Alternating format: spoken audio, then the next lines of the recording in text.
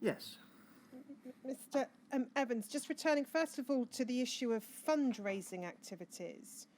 You explained in your evidence before the break you thought it would have been extremely insensitive to undertake such an exercise. Can you assist us with this? Were the views of beneficiaries of the trust sought on that issue, either directly or through the partnership group or through user trustees? Well, I can't recall there ever being a conscious discussion about whether we should or not. Doesn't mean there weren't, but I can't recall. And can you recall if the trust ever approached the Haemophilia Society, specifically on the issue of fundraising still, to ask for its view or input on that issue? I can't recall, no. And then returning next to the question of campaigning, do you accept that as a matter of the trust's powers, it was permissible for the trust to involve itself in campaigning for more funding and campaigning against government policy? Well, I don't know that it wasn't. I can't recall that I ever knew it wasn't.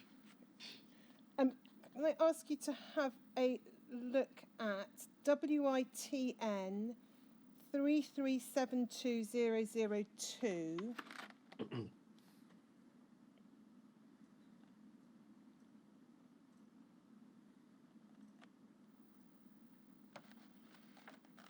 This is the statement of Kate Rendell, who was for a period of time a trustee on the Macfarlane Trust, and from whom the inquiry will be hearing next week. If we go to page 3, please, Shomik. Just want to read one paragraph and then ask you about it. It's the paragraph at the bottom of the page, paragraph 17. It says, additionally, there were discussions at board meetings about the purpose of the MFT when it came to campaigning or seeking to influence government. I and the other Haemophilia Society appointed trustees felt that the trust would be serving its beneficiaries by taking on a campaigning or influencing role, but Roger Evans and others disagreed. I provided guidance from the Charity Commission to board members, which made clear that campaigning against, top of the next page, government was a legitimate approach even for charities set up and funded directly by government, but this was disregarded by the majority of trustees. So can I ask you, first of all, for your recollection of any discussions about this issue between trustees? No, I can't recollect. I mean, clearly it was said in that paper, which I'd forgotten. We can take that down, thank you, Shomik. Do you, let me put it a different way. Leaving aside possible lobbying of MPs or responding to the APPG, which the latter I'll come back to, is this correct as a matter of fact that the trust did not, during your tenure either as trustee or as chair, engage in anything that could be said to be campaigning about funding?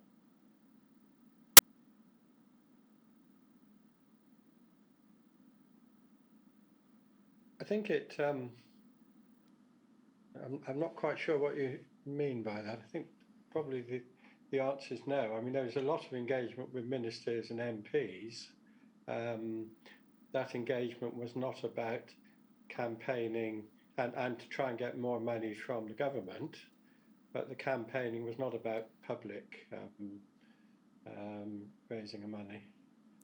And why did the trust, to the best of your recollection and knowledge, not undertake anything more by way of campaigning or public awareness raising? Well, I think I partly answered that question just before the break, when I thought it was for the Haemophilia Society to be in the forefront, which they had been in the past, and we would have been very helpful in supporting them to do it. But I mean, there's some other issues about what would we have been campaigning for, who would we have been campaigning with, and what form would that campaigning have been taken? And that was never clarified by anybody. Was it ever, were those questions ever asked and addressed by the Board of Trustees? I'm sure we talked about them, not necessarily in the rather formal way I put them to you, yes. You said before the break that spearheading a campaign or being at the forefront of it was not our role. Why was it not a perfectly proper discharge of the Macfarlane Trust's role? Well, our role was regarded as negotiating and obtaining the best financial arrangement we could with the government. And let me just emphasise that I wanted to get as much money as I possibly could for the MFT, and any differences were over how we went about it. So,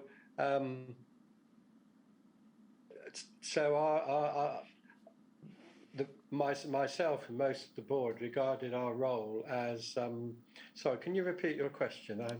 I might be going around the wrong alley. Do you mind doing that? I'm sorry about that. I can. Sorry, if you forgive me, I can try and repeat it verbatim, except that my transcript. Yeah, sorry, my transcript is frozen, so I can't. You said before the break that spearheading a campaign, or being at the forefront of it, was not our role. Why was it not a perfectly proper discharge of the Macfarlane Trust's role? And then you began saying our role was regarded, etc. Yeah. Well, that was a role, as I've already said, of the Haemophilia Society, and for us to support them and it to be done in a concerted way. I don't think it would not be helpful if there were several different bodies campaigning at the same time.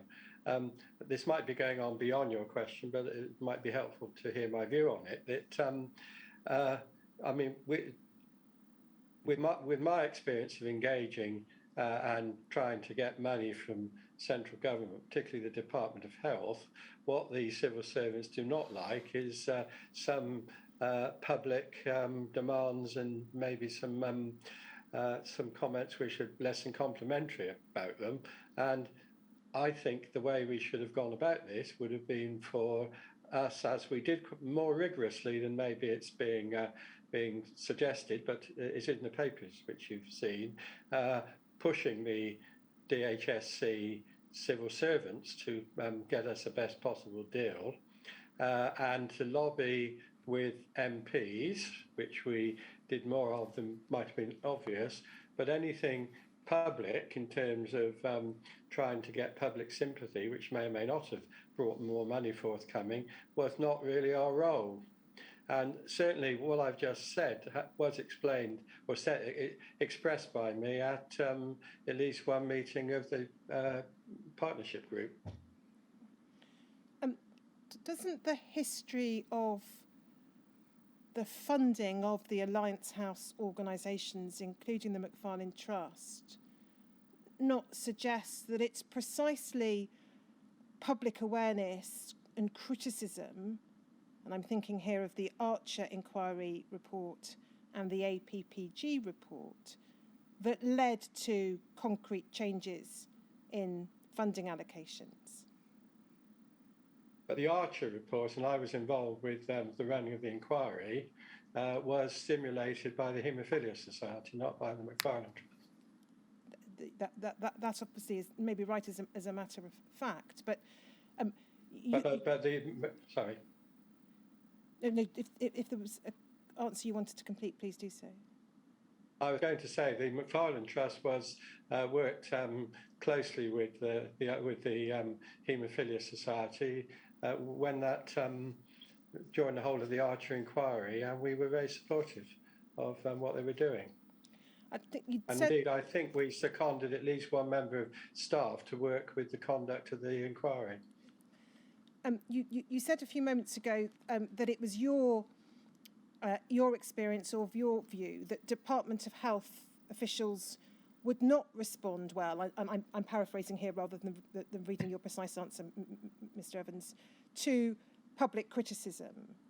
The point I put to you, which I'm not sure whether you've completely answered yet, is doesn't the history of the funding of the organisation show that the big changes only came in response to public criticism?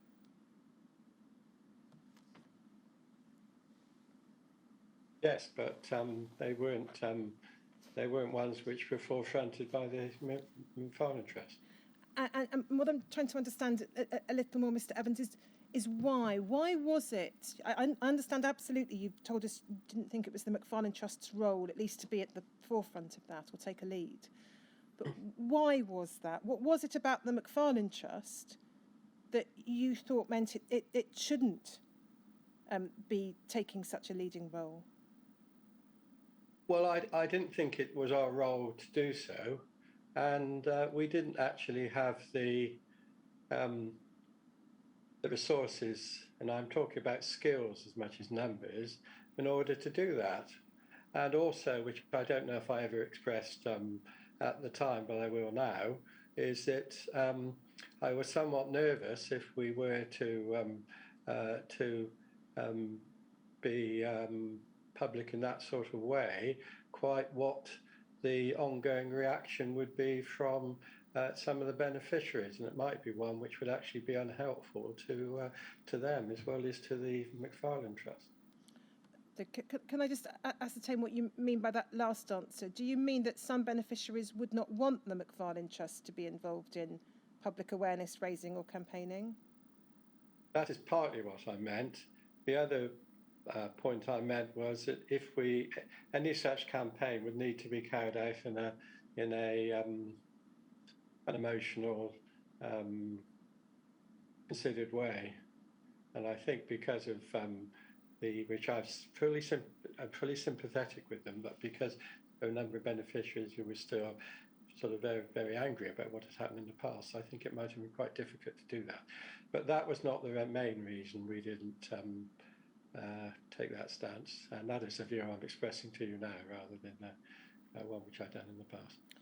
And then you also, in your evidence before the break, said that what there could have been was a union between the Macfarlane Trust, the Haemophilia Society and others, with the Haemophilia Society perhaps taking the leading role.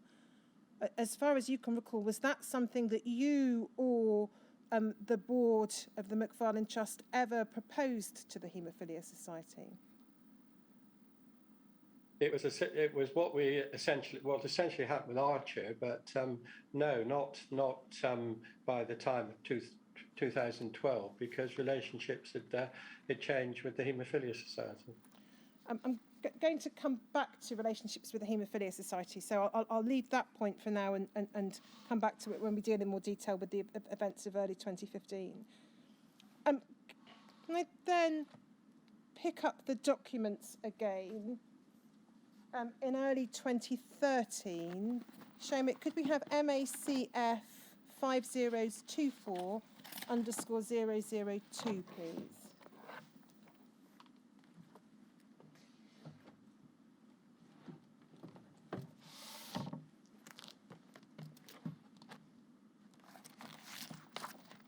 And if we go, please, Seamus, to page 6.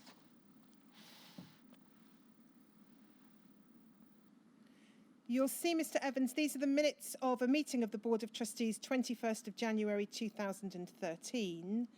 I'm going to come back to these minutes on a different issue later, but for present purposes, if we go, Seamus, 3 pages further on.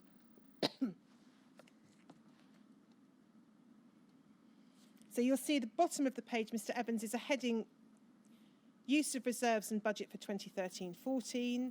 There's reference to the awaiting a decision from the Department of Health regarding reserves. And as I say, we'll come on to reserves shortly in more detail. There's then a reference to recommendations from the NSSC being considered in relation to winter fuel payments. Bottom of the page, we can see that a decision on discretionary top-ups has been deferred because you're also awaiting the 2013-14 allocation. And then if we go over the page, we can see the next paragraph refers to consideration of a draft illustrative budget. And we see J.B. Masbarlow explaining it would be impossible to set a meaningful budget until the allocation had been confirmed. And then there's reference to RM, so that's Mr. Mishcon, tabling a draft proposed letter to the Minister. This item had not been advised to the Chair or Chief Executive in advance. And the minutes record as follows: there was considerable discussion regarding the draft letter and the pros and cons of sending it at this stage. JB expressed the view that to send a letter of the nature of the one tabled to the Minister in advance of any decision being made would not be constructive and would also remove any room for further negotiation if an unfavourable answer was received. While several trustees were still in favour of sending the letter, others were either unsure or against, and 2 trustees were also not present. RE, so that's you, Mr. Evans, was not prepared to sign the letter. AB asked it to be recorded that he was unhappy with RE's decision not to sign. RE therefore proposed that the letter be forwarded to JB together with any amendments proposed for her and RE to develop further with a view to sending to the Minister should we receive an unfavourable response. Now that's the minuted discussion about a proposal put forward by Mr. Mishcon that a letter be sent to the Minister. Having set that the background, can we then look at the draft letter, or a version of the draft letter in any event? WITN 4474004, please, Shomik.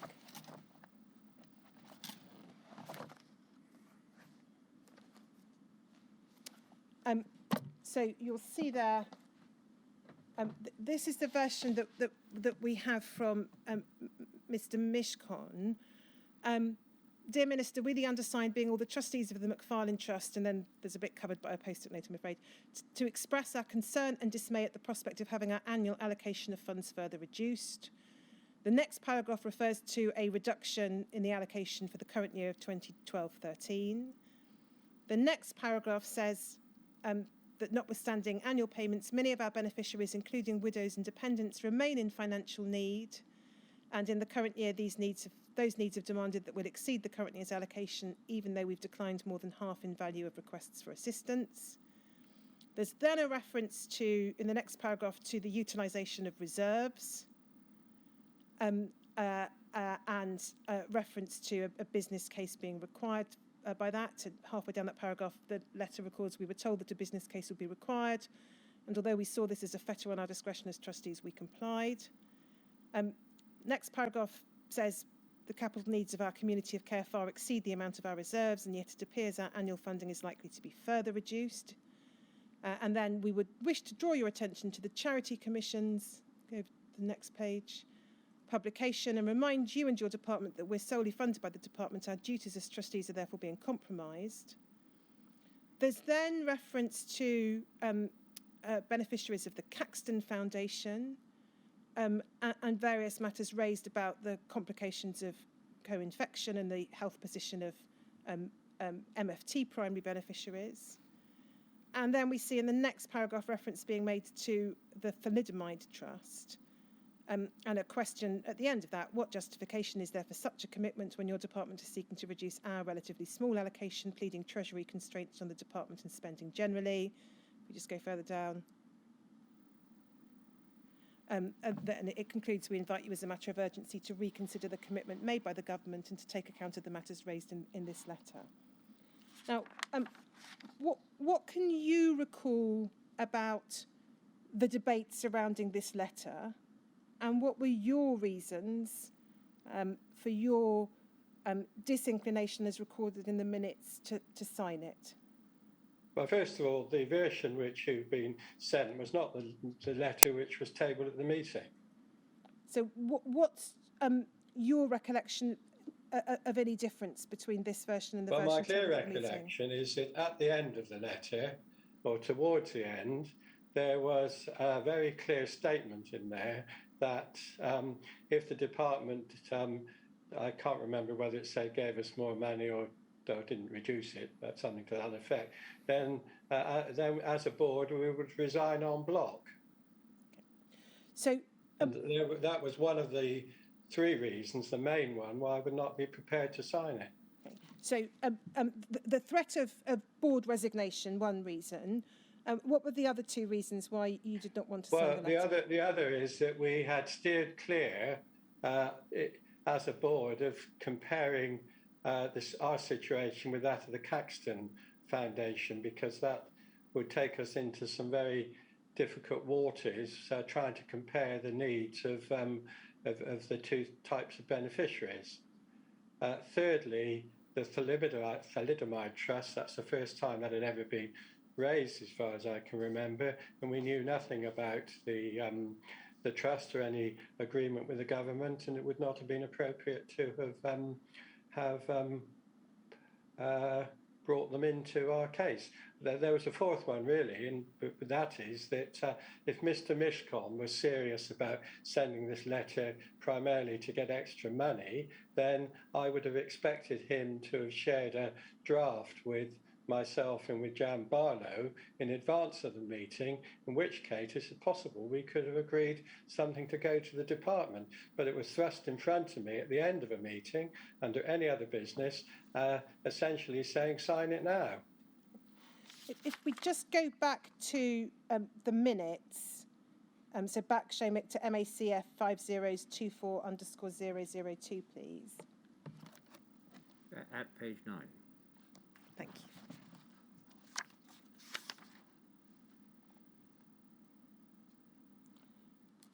Page 9. And if we go to the next page, we see there in the second paragraph the minutes recording that there had not been advance notification to the chair or chief executive. In terms of the discussion, it ends with you proposing that there be the letter be forwarded to Ms. Barlow. That trustees, I think, are invited to propose amendments, and you and Ms. Barlow would develop it further with a view to sending it to the Minister should there be an unfavourable response from the Department of Health. Is that a correct understanding? If that's what the minutes said, yes. But my recollection is that Mr. Mishcon did not send the letter to us to work on. He took it back from me, certainly at the end of that meeting, which was rather an ill-tempered discussion, as you can imagine, and it wasn't pursued from there. May I That's just my ask, recollection, but I may have that slightly wrong because time has gone past. But I think that's it. may I just ask a question about this minute? What it doesn't say, but may be taken to imply, and I want your views on this, is that when the discussion began, your view plainly was this shouldn't be sent. That was also the view, though she wasn't a voting member, of Miss Barlow. But the sense of the paragraph that is conveyed to me is that although there was disagreement amongst the trustees, the majority were in favour of sending the letter. And that's why you weren't prepared to sign and suggested, let's put it off, and two trustees aren't here. They may take a different view. So it was a knife-edge decision, or it appears to be, with more trustees in favour of sending than against. And you headed it off by saying, we'll have a look at this letter and think about it more carefully. Well, I think two things on that. Have I got it right? But two things on that, Sir Brian. My recollection is that only 3 trustees wished to sign the letter. And a letter which was threatening resignation of all the board members could really only be signed by all those who were prepared to resign. Well, if that's so, if only a minority wanted to sign it, the majority were against, why was it necessary to say you weren't prepared to sign it and to discuss it further later on? And why,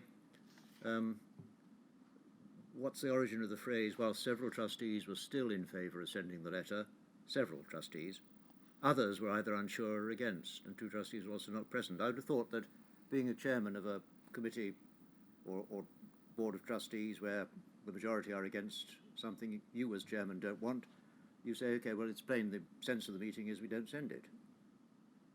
I did say that, yes. But I think I also said to the three trustees who were in support, particularly to Mr. Mishcon, who presumably was the drafter of the letter, that if they wished to send the letter in their own right, then they could do so. That was a matter for them, not as a board decision. Yes, the minutes were compiled by whom? By Ms. Barlow or? By Dan Barlow, yes, but they would have been agreed at the next meeting, so they were the board's minutes. Yes, thank you. It's correct, I think, as a matter of fact, that the MFT did receive an unfavourable response from the Minister, that there was not an increased annual allocation, was there? But you recall in the draft letter, it was talking, I'm pretty sure, about reducing the allocation. I'm right there, but the allocation was not reduced because of the way we negotiated with the Department of Health. Although healthcare budgets were being split, this was a time of austerity. Sadly, we actually did maintain our existing level of budget. You've told us that Mr. Mishcon didn't forward the letter to Ms. Barlow, as far as you're aware, for a further drafting exercise. Did you or Ms. Barlow, as far as you can recall, take any proactive steps to formulate what might have been to you a more acceptable response once the department came back to you and said you're not getting what you've asked for in your business case? I don't recall that we did, no. And then I just want to ask you about some email communications that followed the meeting. I'll try and do them in chronological order.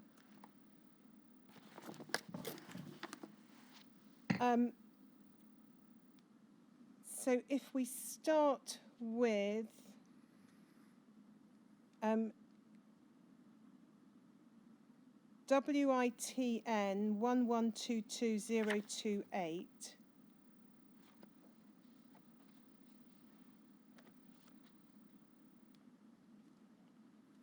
I'm going to pick it up first of all at the bottom of the page, because I think that's probably in chronological order, the first email.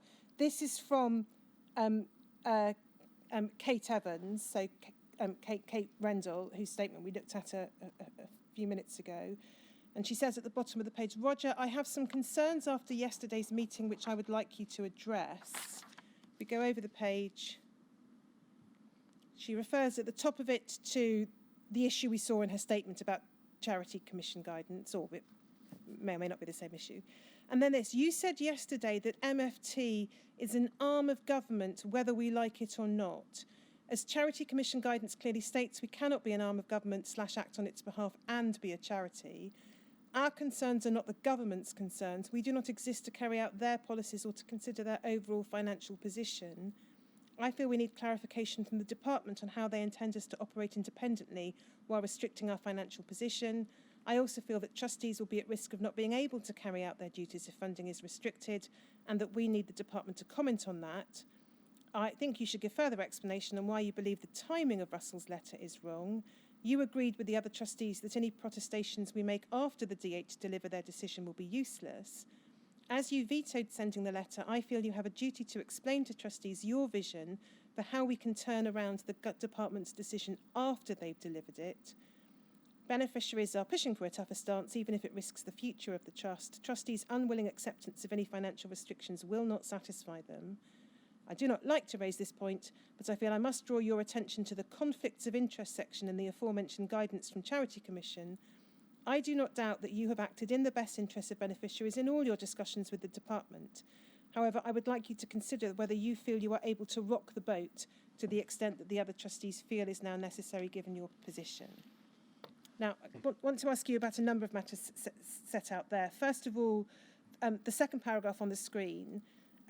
Is it right that you said that the MFT is an arm of government, whether we like it or not? I cannot recall saying it, but I may well have said it. And does that, whether or not you I appreciate you may not be able to recall exactly what you said in a meeting a number of years ago, but was it? I don't think it's terribly well. Sorry. Was it essentially your view at the time that the MFT was, in practice, an arm of government? Well, I think 2 or 3 things on that. First of all, what I was saying before the break about you were asking me questions about negotiations with the department, and you showed me some notes of meetings and so forth, which showed they wanted something of a hands-on approach, which is something they've been used to. My view is that the way certainly by the time I was a chair, and possibly a lot earlier, the way in which the constitution, or the legal way in which the department were expecting the McFarlane Trust to administer and disperse some monies was ones of conflict, really, because on the one hand we were getting funds, as we've been discussing, from the department. On the other, I'm not a lawyer, so you are, but I don't know exactly what the background was, but I don't think the McFarlane Trust was a charity in the sense of which I understood it to be one. And when we're giving money out to our beneficiaries, for whom I had a great deal of sympathy and still do, it wasn't, in their eyes, charitable money we were giving them. Right, does that answer your question? Well, it may do, yes. The next bit of Ms. Evans' email I wanted to ask you about is in that same paragraph. Do you agree with what she there says? Our concerns are not the government's concerns. We do not exist to carry out their policies or to consider their overall financial position. Well, the reality was that we may not like it, but if our allocation's coming from the department, we were in a position where they had some influence over us. But would you agree that it was not the McFarlane Trust's purpose to carry out the government's policies or consider the government's overall financial position? Our purpose was to disperse the monies at our availability, and for us to get the best possible monies to the beneficiary community. She then raises the possibility of seeking clarification from the department about the tension that she's identifying there. Was there any attempt, as far as you can recall, to raise this particular issue with the department? Well, I think with at least one of the other documents which you kindly sent me, there are a number of exchanges of emails which make it very clear that we were challenging the department in the position they were taking. But we were not doing it in a public way and weren't threatening to resign. Are you referring there to the communications about the reserves? I think I stand to be corrected, but I think there may be some emails about our regular our annual allocation as well. But this was taking place, starting with Mr. Mishkon's letter, at the time we were looking to run down the reserves. So it may be this year, but I stand to be corrected. We had an allocation from the department of something like 2.2 million, and we did subsidise that by using some of the reserve money. As I understand Ms. Evans' email here, and no doubt I can ask her what she had in mind when she gives evidence next week, but what she's suggesting is the trustees are in a very difficult position, I'm paraphrasing clearly, because of the department's stance. And she's suggesting that those difficulties be ventilated with the department. Can you recall whether after this issue developed, whether there was any attempt to ask the department how it thought you could properly discharge your duties as the trustees of an independent charity, with the department conducting its funding decisions in the way that it was? I can't recall that whether we had raised this specifically after this particular incident. We may have, I cannot recall. But the department were very clear on the conflict position we were in between the needs and the stance which the beneficiary community wanted us to take, compared with how they were behaving towards, adopting towards us. And can you recall whether you went? Whether that was at the time of this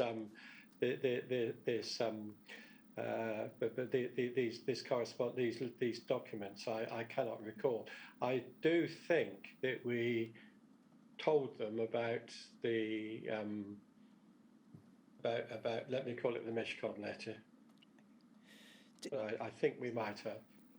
Do you recall whether you sought any advice or input from the Charities Commission about the difficulty here being identified by Ms. Evans? No, I don't think we did. I mean, maybe we should have, but I don't recall we did. No. And then, if we look at the next paragraph, she says that in relation to the board meeting itself, that you, that's you, Mr. Evans, agreed with the other trustees that any protestations we make after the Department of Health deliver their decision will be useless. I infer because it would have been a fait accompli by then. Is that right? Is that your recollection? What I cannot recall, but what I was probably implying was that once the department had made a decision on the allocation for the year, then they wouldn't go back on it. And then probably what I was alluding to. And then it suggests that you vetoed sending the letter. Would you accept that? I wasn't prepared to sign it, and neither were a number of other trustees, for the reasons which I explained to you 5 or 10 minutes ago. And then if we just go to the first page, if we look at the email about halfway down the page, so this is from Mr. Gregory, another trustee, to Ms. Evans, saying you make a number of excellent points. I was thinking on my hideously convoluted journey home that we had been forced to abandon a course of action that it was obvious that the vast majority of those present favoured. So, pausing there, that would appear to suggest that a majority of those present were in support of sending the Mishcon letter, or a version of the Mishcon letter, to the department. That's not quite with respect how I interpret that. The course of action was one which I think may well have been one which the three beneficiaries were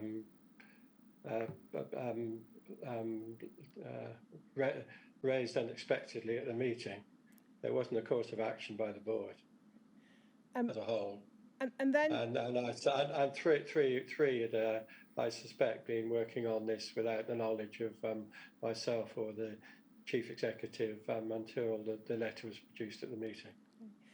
And then it continues about saying, I'm beginning to lose faith in Roger, and I'm not asking you about someone else's subjective views, but about the next bit, as he appears to lack the will to consider difficult courses of action. Do you have any observation to make about that? Do you consider you lack the will to consider difficult courses of action? Not at all, but I mean the way I was tackling it and addressing them was not the course they were advocating, because I didn't think that one would have been fruitful. And then can we look at I mean, if a letter went from the McFarlane Trust to the department saying, unless you agree with what we've done, we're all going to resign, they would have said, well, you all resign. Put somebody else in to do it. What two things arising out of that, Mr. Evans? First of all, did you at the meeting say, okay, well, I'll sign it, or I'm willing to go along with what appears to be a majority view of sending a letter, provided we remove the threat to resign? I don't know if I said that or not, but I would also wanted to remove the paragraphs about the Caxton Foundation beneficiaries and also the Thalidomide Trust. Because as far as the Caxton is concerned, once we start making any comparison between the McFarlane beneficiaries and Caxton, it's going to open another whole problem. And as far as thalidomide is concerned, I wouldn't have wanted to sign a letter about monies which the Thalidomide Trust got when I had no knowledge of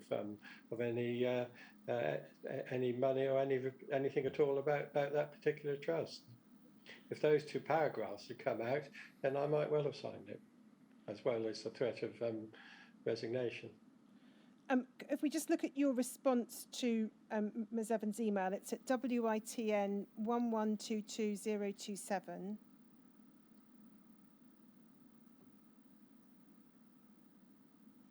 You say this, hi Kate, regarding arm of government, DH established MFT to administer its funds.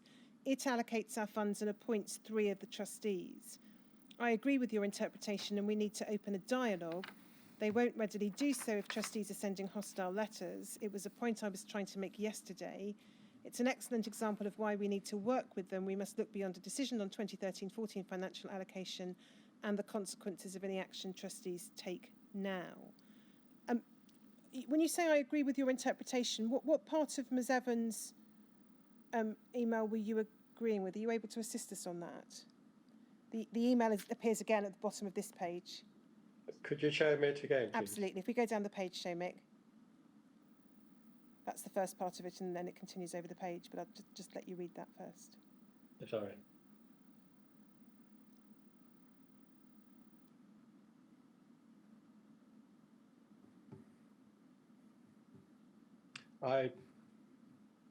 What I was probably referring to was the sentences Charity Commission guidance clearly states, and we cannot be an arm of government, act on its behalf and be a charity. Okay. And then if we go up to the top of the next page, so top of the same page, sorry, Shomik. And then just referring back to your response, you say that we need to open a dialogue. What, other than through the business case submission and the annual review meetings, are you able to assist with what, if any, steps were taken to open a dialogue in light of the concerns that were being raised by at least some of the trustees? No, I can't. I ought to be able to, but I cannot remember how that was followed through. And then you say they, as in the Department of Health, I take it, won't readily do so if trustees are sending hostile letters. What was it about the letter that you regarded as hostile? Well, threatening to resign. Okay. Was there any, again, leaving that aside, apart from the threat to resign, was there any anything else about the letter that you thought was hostile? Not as such, but there would have been hostility caused by the reference to the Caxton Foundation. And then you said in one of your... I think there would have been grounds if Mr. Mishcon had approached me and Jan Barlow saying that he and 2 of his colleagues were wanting the board to agree a letter to go to the Department of Health on this issue, then I would have been fairly optimistic that we could have agreed a letter to go to the department. We could have put it to the board, which had the support of myself and the chief executive, and we could have got a letter through, which we would have sent to the Department of Health. But I don't think it could have been expected that suddenly to raise a letter under any other business without any notification it was coming up, which included a threat that the whole board would resign, was the right way of going about it to get the answer. You said in your evidence a few minutes ago that if the Department of Health had received a letter with a threat from the entire board to resign, your view, and again I'm paraphrasing, was that they'd have said, "Well, go ahead then." Is that really how you think the department would have responded? Because that would have left them, would it not, with an enormous problem that they would have to sort out? Well, I think they would have been prepared to have that problem rather than the one of giving in to threats to resign and giving more money. Because once they've done it once, we could do it again, or the Caxton Foundation or somebody else should. I mean, my experience of government is that if you threaten to resign, they would take your resignation. But I mean, I'm hypothesising because it was never discussed in that way with the department. But knowing the way government thinks, from my experience in other areas, it certainly wasn't something to just do a whim, which we would have been doing if we'd signed Mr. Mishcom's letter, which was unexpectedly tabled at the end of a meeting. I'm going to ask you to look now at one third and final email on this issue. It's your email to trustees a few days later, 26th of January 2013. Shomik, it's WITN 1122029, please.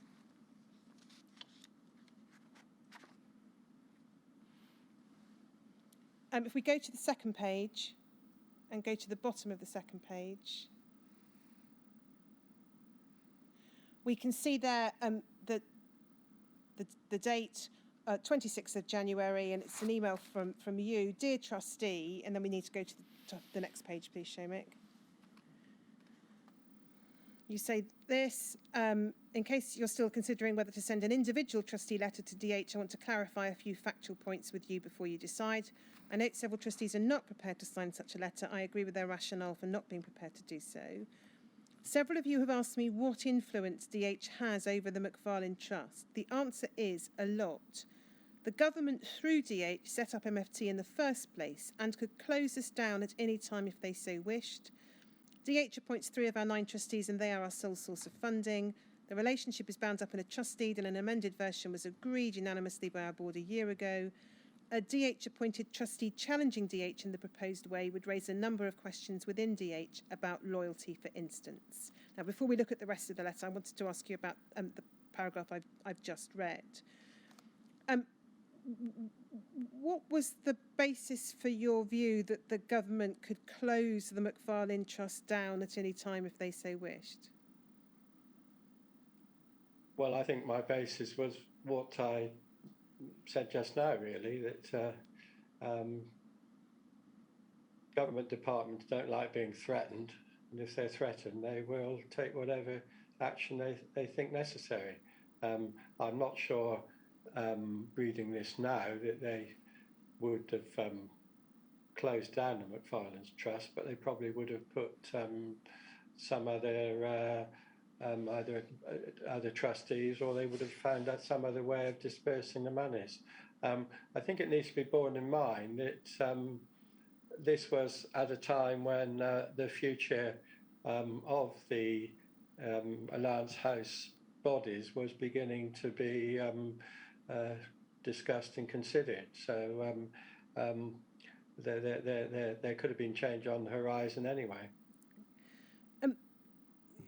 You refer in the next line to the DH being the sole source of funding, and so in principle it might have been possible for the Department of Health to cease providing any funding to the Macfarlane Trust, which might have had practical consequences for its future operation. But did you understand the government to have powers actually to close the Macfarlane Trust down? other than through the practical consequence of a cessation of funding?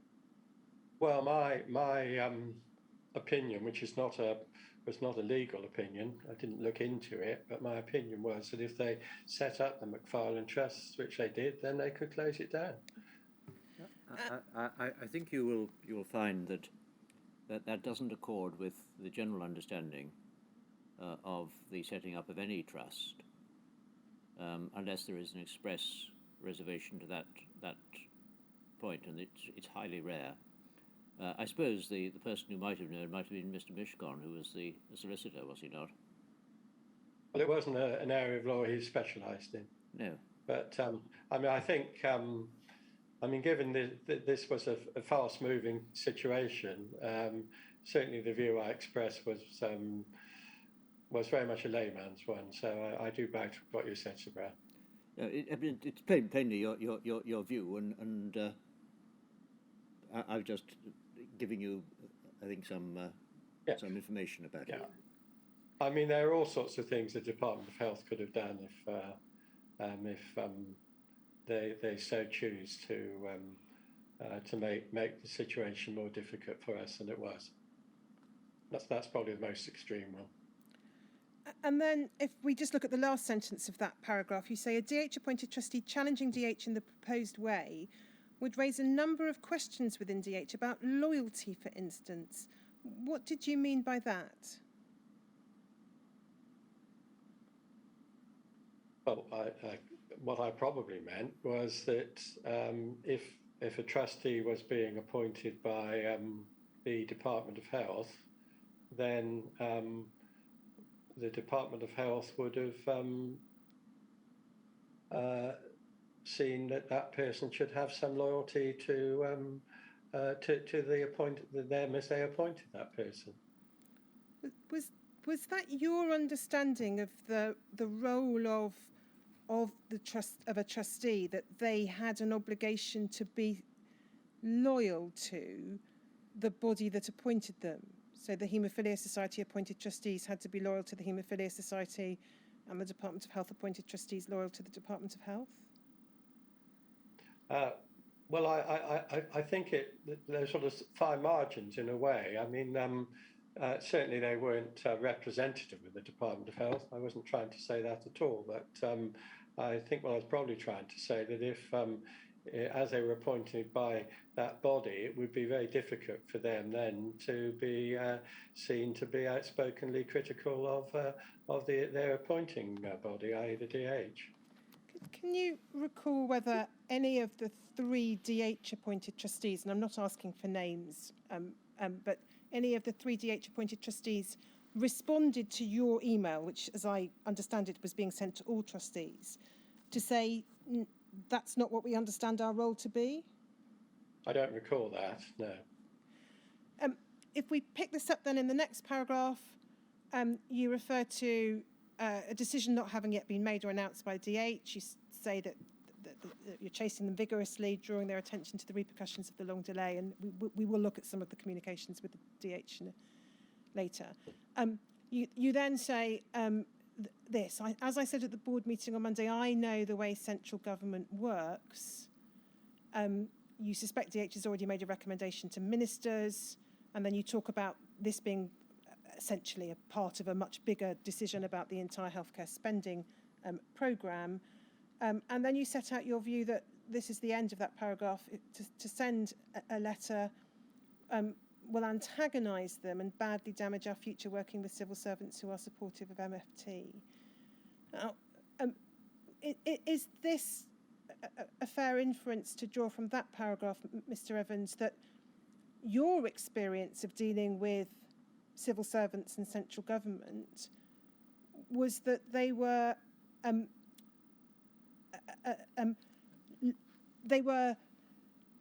react adversely to the receipt of criticism? Yes. Does that, on a broader level, not give you any cause for concern that civil servants, or indeed elected ministers, your understanding was that they would be hostile or antagonistic if they were criticised?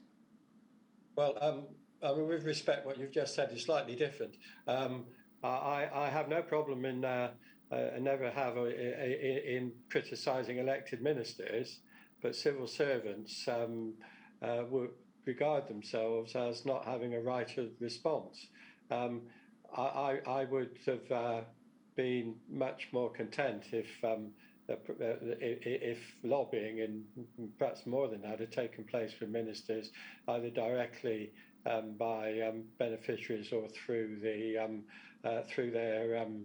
members of parliament, rather than the Macfarlane Trust criticising the civil servants, both of whom in one context we were implementing government policy.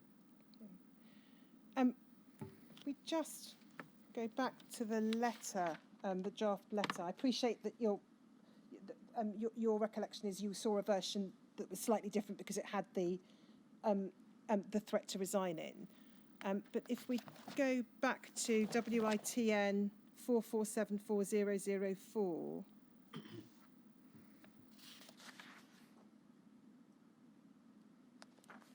it was expressed, was it not, as a letter to the minister, so not a criticism of individual civil servants. And if we look over the page,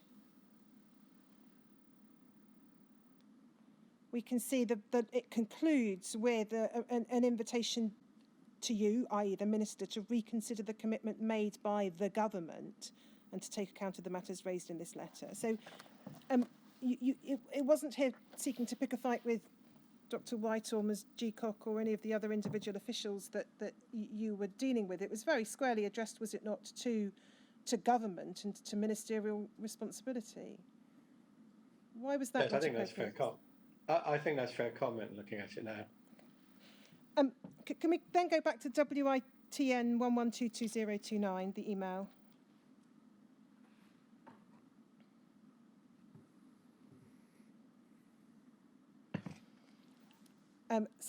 Third page. I'm not going to go through every paragraph, Mr. Evans. The next paragraph refers to the future need to work with the Department of Health and the risks of antagonism. And then if we go to the next, actually, still on that paragraph, if you look at the penultimate sentence, so it's the paragraph beginning, in the future, MFT will have to work with DH. It says, picking it up 4 lines from the bottom, the charitable relationship between DH and MFT and the meaning of charitable need have been raised by you recently.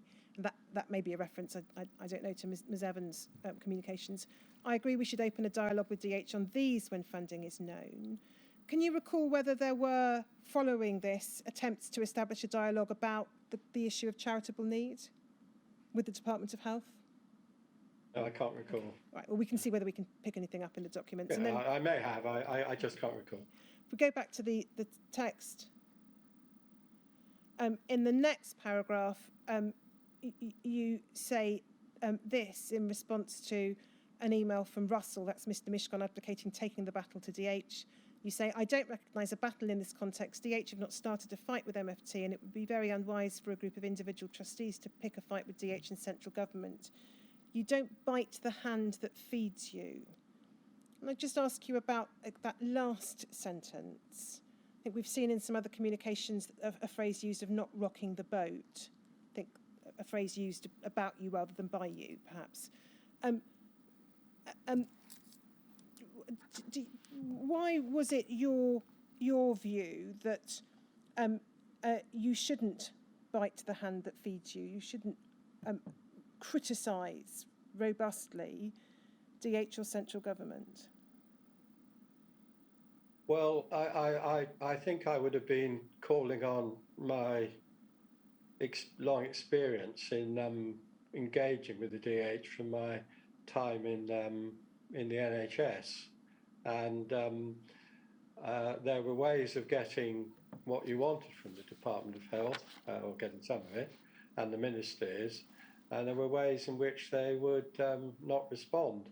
And I thought the approach which Mr. Mishcon was to suddenly come up with was not the way which was going to be most successful.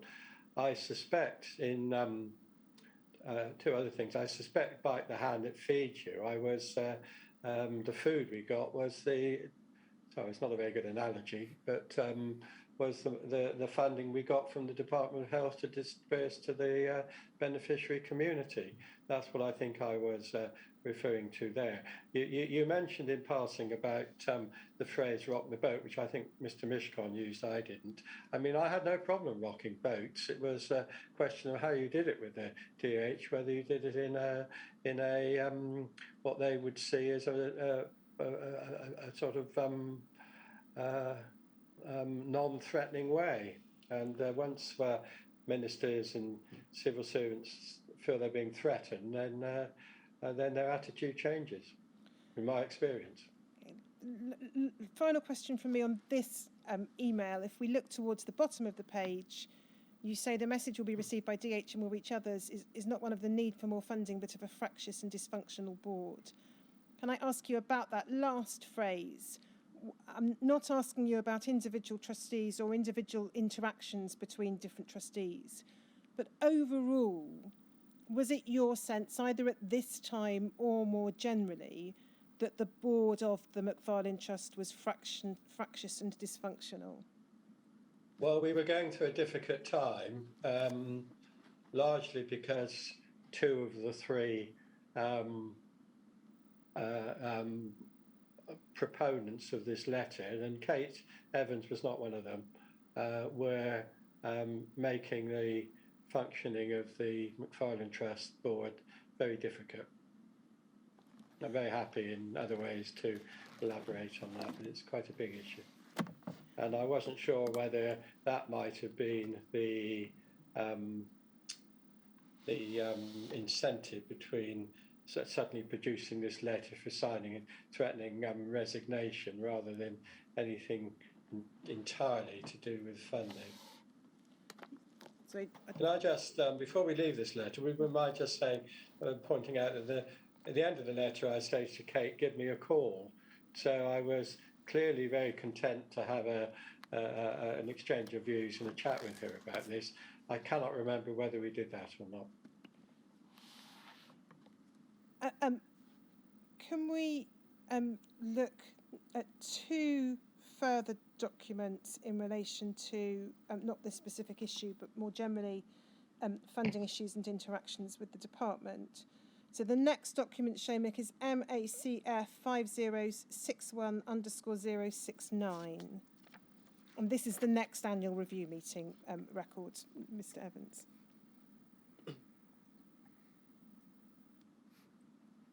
So you'll see the date is the 16th of January 2014.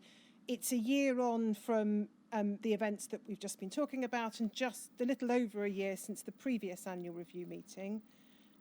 We can see you're in attendance with Ms. Barlow, and then there were 5 officials from the Department of Health there. Actions from the last meeting, if we could just go down the page a little, please, Seamus.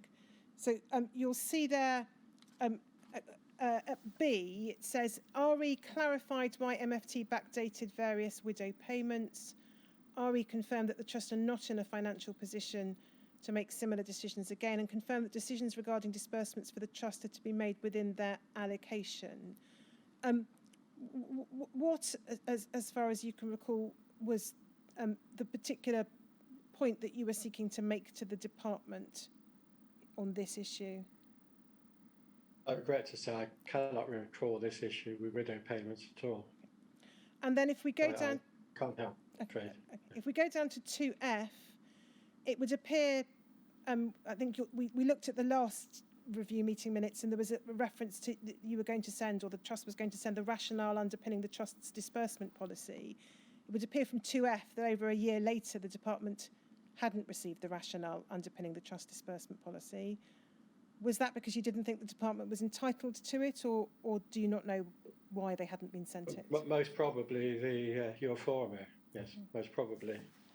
Yeah, it is associated with the questions you were asking me earlier about the level of control in the department, and I think we could be railing against that.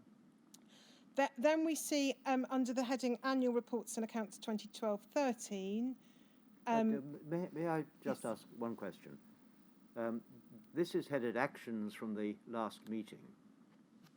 So at 2B, can you help at all as to whether the clarification which it is said you had given, clarified as past tense, but it's also a minute, whether that was given at the meeting or whether this is a record of the fact that since the last meeting you had clarified? It's not entirely clear.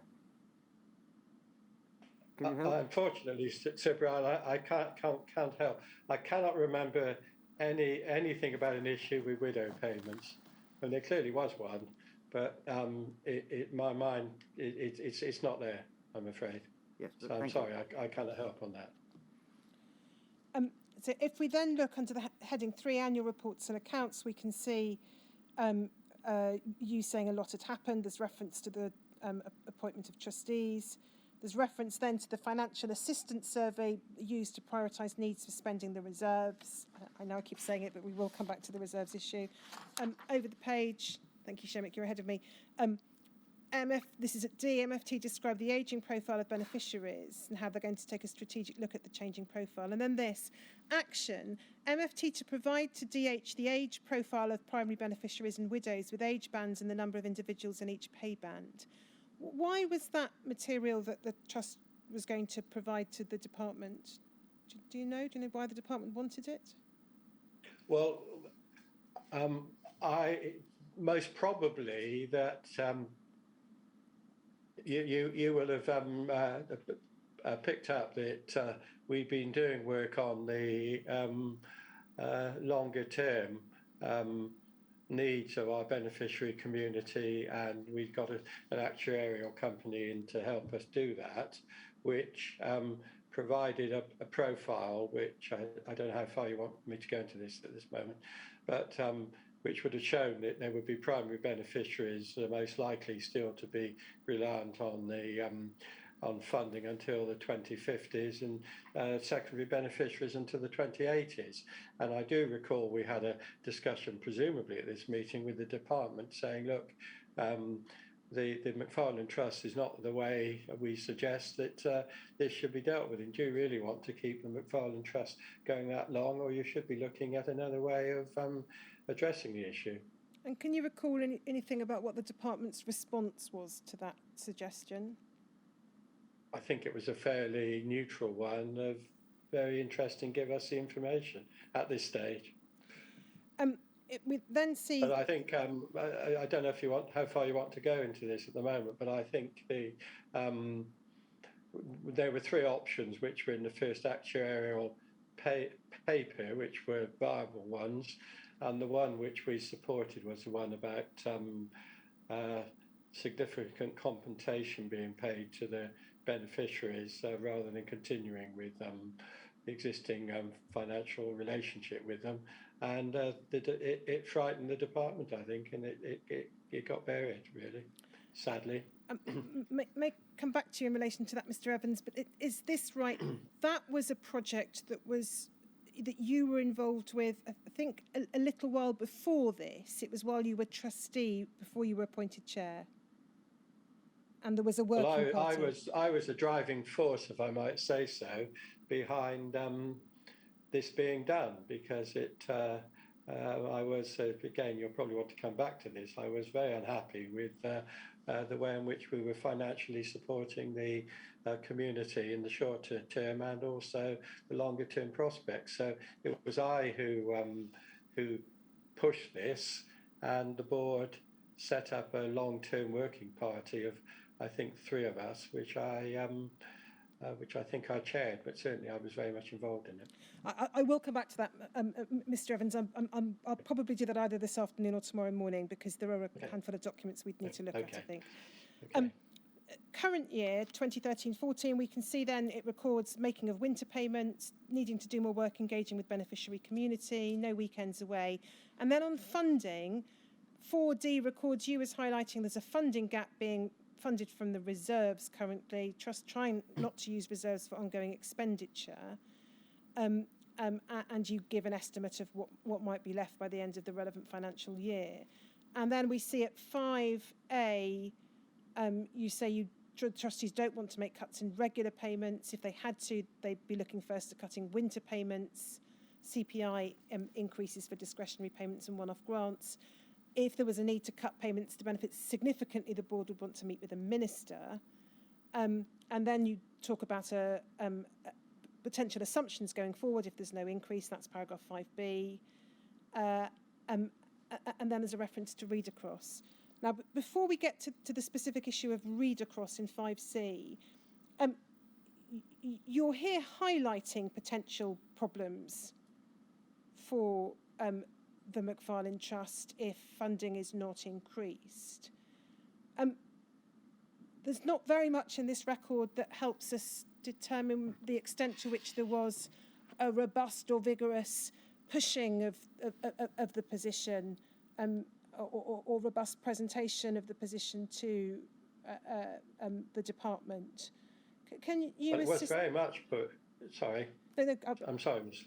No, not at all. I was going to ask, can you assist us with understanding what might lie behind the minutes or what other interactions there might have been that might show a more vigorous or robust presentation? Well, it was probably this meeting. There was a very vigorous exchange, and I think it got reasonably heated. These minutes, of course, as we talked about earlier, were written by the Department of Health.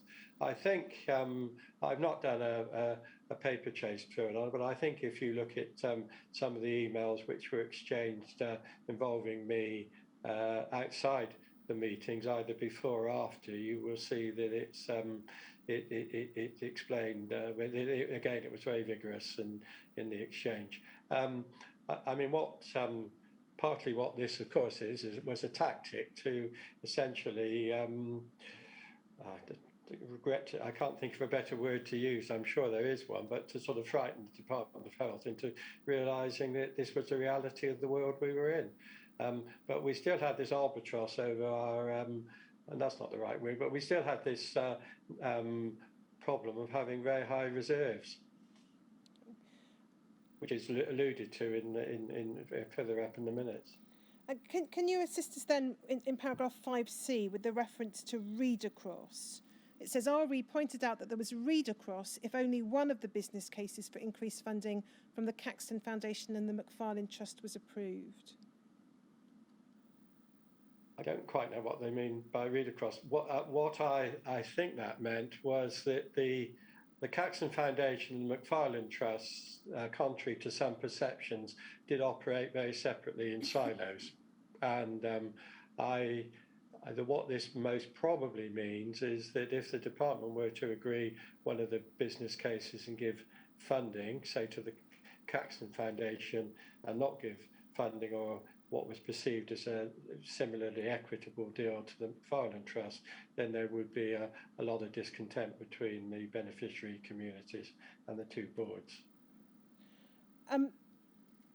One final document, I think, before we break for lunch, and that is MACF 5045_004.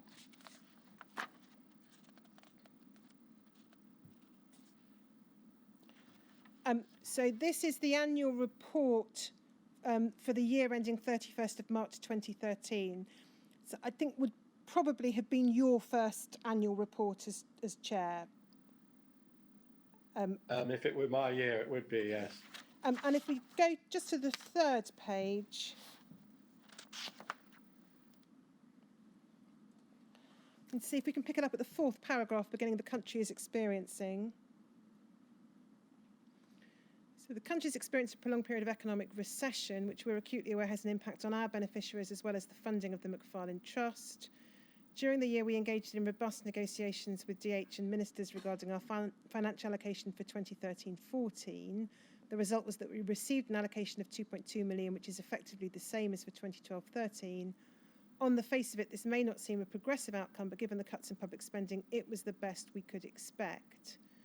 And then it goes on to talk about currently only able, this is 3 lines further down, to allocate a small grants budget which is inadequate for the level of demand from our beneficiaries.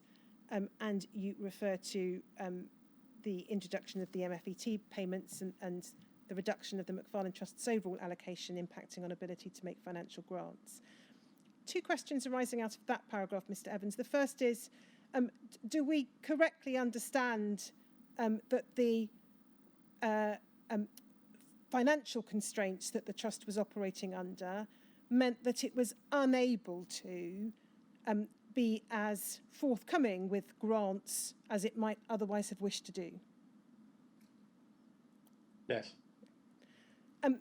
Secondly, you're painting there a picture of this is the best we could expect because of the period of economic recession that you refer to in, I think, in the first line. Was that your attitude as chair of the Macfarlane Trust, that whatever representations you made, the best you could expect was not to receive cuts? Well, this does read as defeatist, but I think if it needs to be looked at, I would suggest in the context of government funding generally and the economy at the time, which I touched on earlier on. I think one of the difficulties at this stage, which I was probably trying to deal with in my report, was not giving false expectations to the particularly to the beneficiary community that there was vast sums of money available and we were being defeatist and not getting it, because we were not being defeatist. We were working as hard as we could. The comparisons which we did in a somewhat superficial way did show that many other bodies, such as parts of the NHS, were actually having their budgets cut.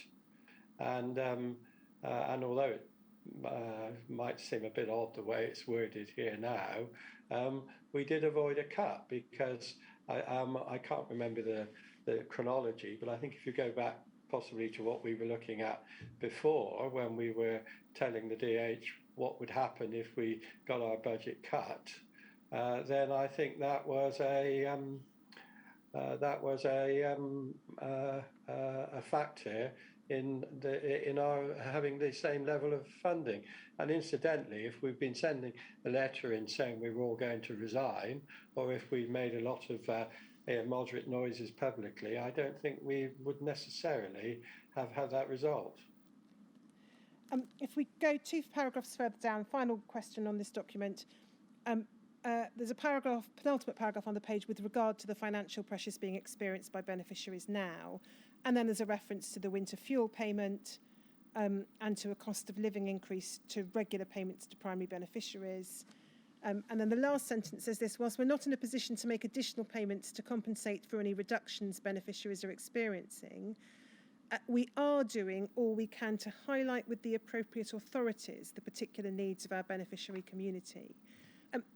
Who were the appropriate authorities that you're referring to there, and what was the all we can do that you were undertaking to highlight the needs of the beneficiary community? Well, the appropriate authorities would have been obviously the Department of Health, that's obvious, with the APPG, and we were endeavouring to do so with the Haemophilia Society as well. And there were meetings with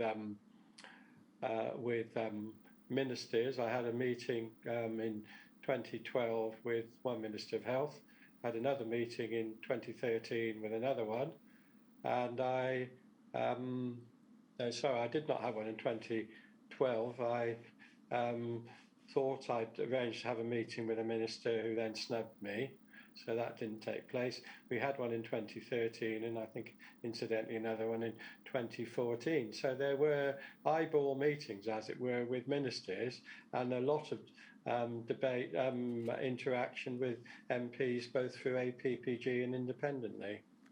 So I think that's what I would probably meant by other appropriate authorities. Thank you. So I note the time. Yes, there's just one question that I have for you. It rises out of your evidence this morning about your earlier career and what you said to the Trustees, which was that you knew how central government worked. Did you ever actually work in central government yourself? I had two major contracts with three really, with the Department of Health, not on their payroll. I can go through them if you want. The two of them, I was working to the Chief Medical Officer, and one was establishing public health, what is now Public Health England. It was under a different name. The other was, for which I had a budget of £300 million. It was putting in a service for the decontamination and sterilisation of surgical instruments. With the second one, I was meeting fortnightly with the Secretary of State for Health and weekly with a Minister of Health for 2 or 3 years. That was just before I became involved with the Macfarlane Trust, and I was on other things, working on waiting lists and working with not the permanent secretary but the next person down. So I was in and out of the literally and figuratively with the Department of Health a lot of time, yes. And I clearly had I also did put in place a service for the people with cleft palate problems, and I did a job on waiting lists. And also, of course, I had a lot of experience in dealing with the Department of Health as a chief executive in terms of negotiating annual budgets and such like for my 2 NHS trusts. So yes, I had a lot of experience. Well, thank you very much. We'll take a break then till 2:05. 2:05. Thank you very much. Good, thank you.